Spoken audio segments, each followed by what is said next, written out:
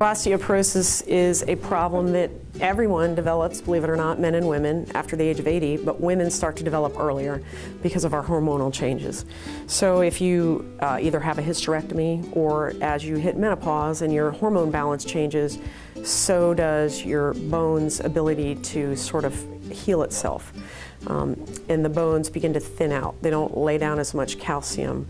Or if you think of like a brick wall and the mortar between the bricks, you have less of that mortar, and so the bricks get, you know, with little holes in between, and they become very fragile, and it's very easy to knock over that brick wall, just like it's very easy to fracture a bone that lacks all of the calcium and the, I guess, thickening substances for it.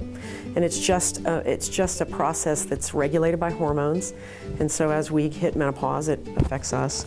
But even men get it into their 80s. And the problem with osteoporosis is the thin bone. So simple things that would never bother me or you would cause a fracture, which is a broken bone, in somebody with osteoporosis, which might even need surgery.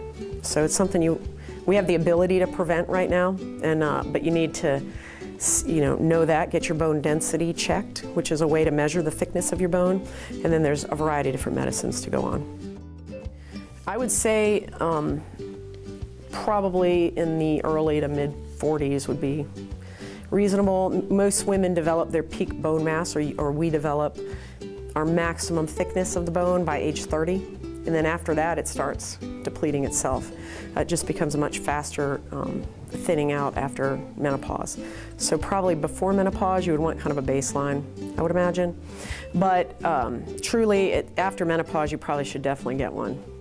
You know, all women should be on calcium, period, really, after age 40, about 1,200 milligrams a day extra.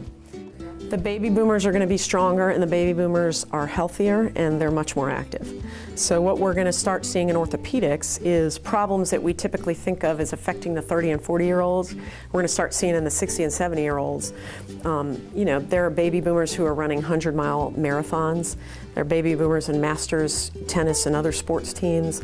They're skiing. You know, they're doing triathlons. They're still working. Most baby boomers still have to work. So there are work-related injuries. So I think, yes, they're going to be stronger, but they're going to be more active, so they're going to have more like what you would think of as affecting an athlete kind of injuries.